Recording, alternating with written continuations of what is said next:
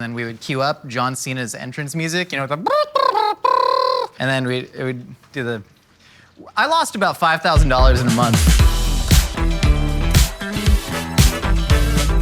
Welcome to Mythical Kitchen, where dreams become food. Today we are making the Flamin Hot Cheetos crispy chicken sandwich. It is a mouthful both to say and to actually, you know, stuff in your mouth hole. And if you're following along at home, you can snag the time codes right there. Yes. I got it? That was the first, because you thought I was going that way, but I went right that way. I know the fast food chicken wars have already been won. Like Popeyes came out absolutely swinging out of the gates. It's the best chicken sandwich you can get in the market. But you can make an even better one at home, I promise, using the all-time greatest chip, Flamin Hot Cheetos. We're gonna crust it in that, fry it, put it in a bun, because I guess that's what a sandwich is. A Cheeto's a chip. It's like how a macaroni's a noodle, but orzo's not a noodle, but couscous is like kind of like a noodle puree. Cheeto's a chip. Pretzels aren't a chip. Oh, let's get cooking. All right, the first step to making a Flamin Hot Cheeto chicken sandwich is to steel yourself emotionally and add some sort of protective lubricant to your digestive system to prevent heartburn. I like to make a smoothie of just Tums and olive oil. We'll do that on Instagram. Check out @Mythical Kitchen on Instagram. Now we actually have to do it if they keep that in the edit.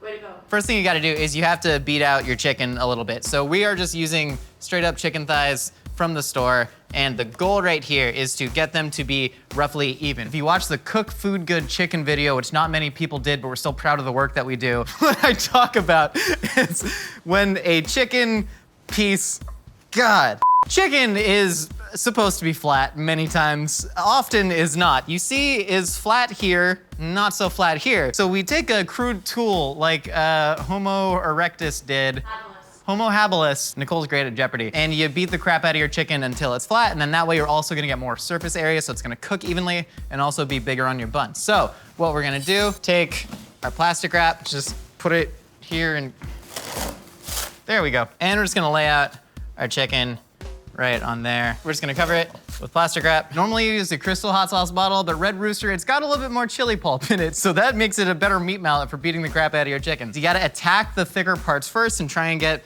as much of the surface area of your meat mallet on there as possible.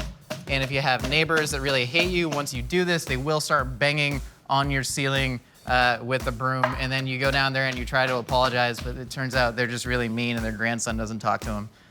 That's a real story. I went and knocked on my neighbor's door and he just started complaining about his grandson. I was like, sir, that really sounds tough, but I cannot help you and I am gonna continue to beat out chicken. And so you're just gonna beat the crap out of it until it is nice and flat. All right, now you have to salt your chicken. So what we're doing is a dry brine. You probably heard me say that in the Cook Salmon Good episode that even fewer people watch, but we're so proud of the work that we do here. What we're gonna go ahead and do is take about a half teaspoon per 2 chicken thighs, and we're just gonna sprinkle that. What this is going to do is the salt is actually going to penetrate the beaten meat, and then it's gonna season it all throughout. So when you're eating the chicken sandwich, you're not just getting the salty spiciness from the Flamin Hot Cheetos, but you're actually getting the well-seasoned meat all throughout. And then you're gonna put those right back onto the plate. We're gonna dry these off later, because anytime you dry brine chicken, it brings surface area to the surface of Mars when Matt Damon drank his own.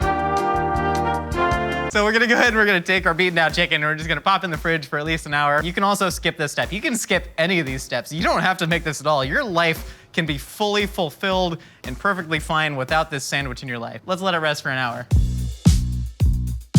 All right, so the next step in making the Flamin Hot Cheeto chicken sandwich is the Flamin Hot Cheetos themselves. So what we're gonna do is we're gonna throw them into a food processor to get them all buzzed up. We're trying to turn it into the texture of the bottom of the chip bag where it's only crumbs and you're sitting on your couch and you kind of like angle it from 3 feet up and pour it in your mouth, but then all of it just rains down into your couch and you forget that this is the first time you've actually bought a couch that costs money, so when you stain it, it actually means something because it's not your Craigslist roommates. So we're just gonna go ahead and crunch them up a little bit and then we're gonna pour the entire bag in there. Take a couple off the top for yourself.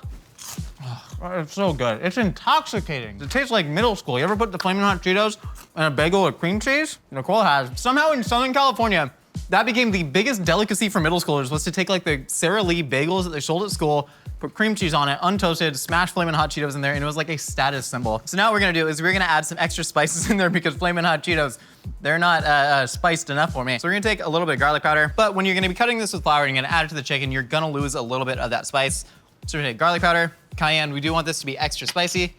A little bit of black pepper. Dang it, that was so close. It was like blowing a layup. And then a little bit of onion powder. What we're also gonna do is we're gonna add a little handful of flour. What that does, Cheetos are oily, so when you blend them up, it's gonna get a little bit wet. You don't think about Cheetos as wet unless you eat them in a pool, which I do. But what you do is add a little bit of flour, and that's gonna absorb some of that oil in there. So it's gonna give it a much much more evener coat. It's gonna even out the much more even of the coating. Flamin' Hot sandwich. And you're just gonna just let it run for a while.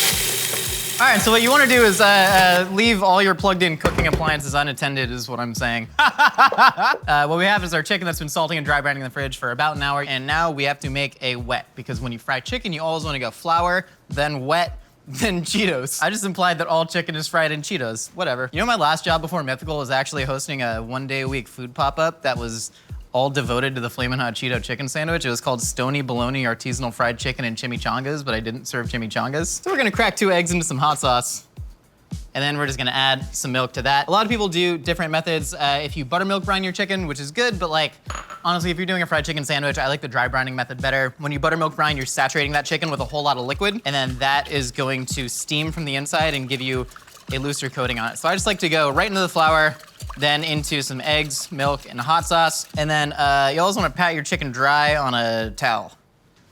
You always wanna pat your chicken dry on a... You always wanna pat your chicken dry on a towel, because when you dry brine it, that is bringing moisture to the surface. So we're just gonna pat that dry on a paper towel, and then that is gonna go right into the flour, and then that is just gonna go straight into our wet, and then from the wet, we are going to get that in the Cheetos. The key to this is to really mash it into the Cheetos, because it's going to be sticking to that wetness, but it's also gonna be absorbing some of the moisture. Well, that looks like a Cheeto crusted chicken if I ever seen one, and I sure have. So we're just gonna put that on there, we're gonna repeat the process, and then we are going to get our accoutrements. That's how my Nana says accoutrement. She says accoutrements. Oh, I love the Cracker Barrel, because they always got the best accoutrements for the chicken salad. She loves the chicken salad of the Cracker Barrel. Hi, Nana.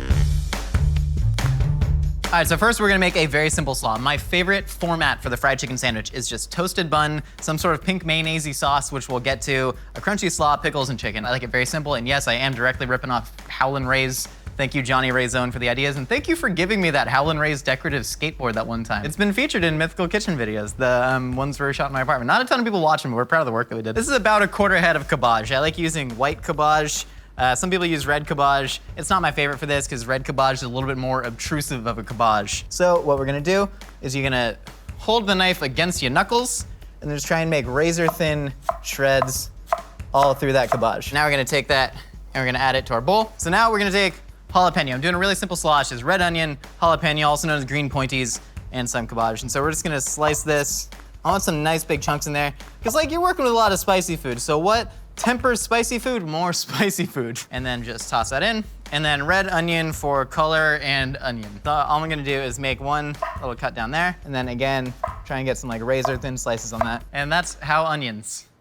A very important step that I like to do when I'm making slaw is I will take about a half teaspoon of salt and I will sprinkle it in there, a half plus 0.58 teaspoons of salt. And then I get in with my hands and I actually massage it. The cabbage massage, as they call it, you know.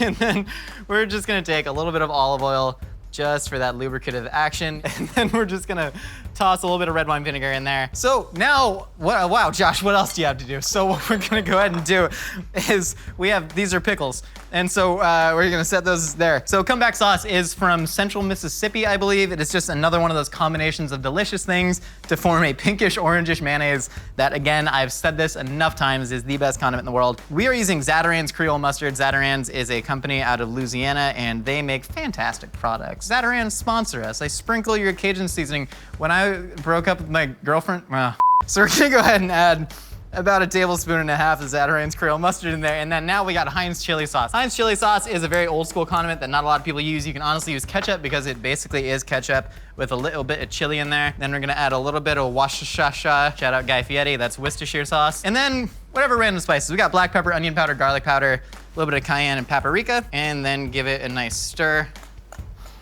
What? Oh, we're gonna go ahead and we're gonna add about a dash of hot sauce in here because that was there and I forgot it. And then Nicole said, Josh, put the hot sauce in. Do you guys want to talk about my past relationships? No, it's gonna get too depressing. So we made our comeback sauce. This is looking nice. You can see there's just a lot of spices in there. Look at Morgan, look at. And then I always, the best bite of food in any given day is whenever you make a sauce, you flap the spoon off and then alla goccia, as they say in Italian. Wow, that is delicious. The Creole mustard really does make all the difference. Now we're ready to go ahead and fry up that chicken and build that sandwich and then emotionally heal when we're ready.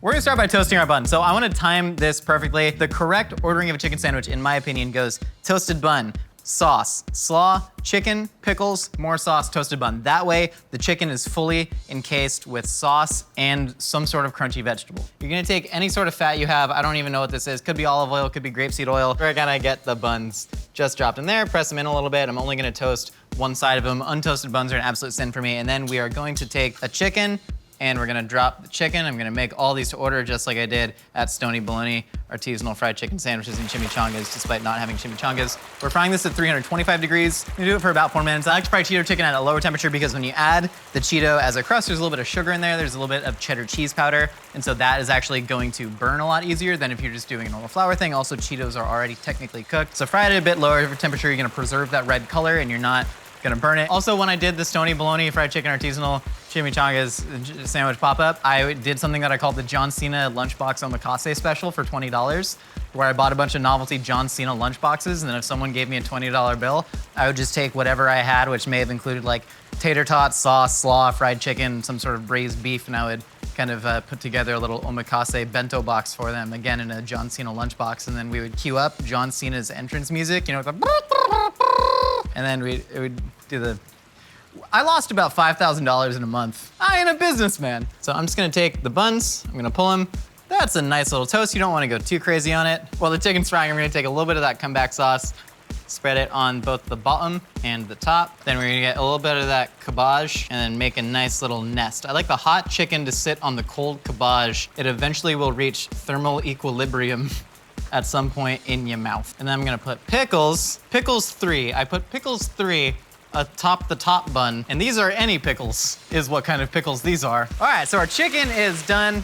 That is looking extra, extra crispy. You see some large Cheeto chunks that got through. We're gonna give it a 1, 2, a how do you do, and then that is gonna go piping hot right onto your sandwich, and then we're just gonna crown it with a little hat. There's your Flamin Hot Cheeto crispy chicken sandwich with comeback sauce and fresh jalapeno slaw and any pickles. Let's enjoy it with ourselves. All right, so this sandwich is looking absolutely fantastic. I'm gonna go ahead and cut it in half. Let's see what this looks like. Holy crap, look at that. That is fantastic. We got all that cabbage that just sweated underneath. I'm gonna eat it upside down. We've gone through a couple of sandwich eating techniques on the show. Normally with a large sandwich, I'd recommend you get in the hunch squat, but for this one, this is more of like a, you've given up and you gotta lean. This is an absolute A sandwich. So you get all the spiciness from the Flamin' Hot Cheeto, the little extra spices that you added into there. The chicken's juicy, it's crispy, it's crunchy, it's red, that's fun. Here at Mythical Kitchen, we love to feed our friends, but we also love to stay safe and socially distanced, so we are introducing a brand new invention. This right here is the socially distanced sport cam. And so I'm just gonna go ahead and, it's flipping, try and load a, hold on, maybe, all right, so now we're just gonna, hold on. No, Nicole, don't breathe. I'm just gonna grab it, okay? Don't, no, Josh, Nicole, Josh, don't stop, grab I'm this gonna grab it, into, I'm gonna grab it. Just, Thank you so I'll much. keep the, Okay. if you need to put it back on the spork. I will. Yeah. Mmm. How's it? Real good. It good? That comeback sauce is real good. It's good, right? It really sets it off. Uh-huh. Hold on, I'm gonna try and flip a Cheeto. It's a good sandwich. Thank you so much for stopping by the Mythical Kitchen. We got new episodes of our podcast out every Wednesday. We got new cooking videos out every week. Hit us up on Instagram at Mythical Kitchen with pictures of your mythical dishes under #DreamsBecomeFood. We'll see y'all next time. You can cook up your own feast while wearing the Mythical Kitchen apron, available now at mythical.com.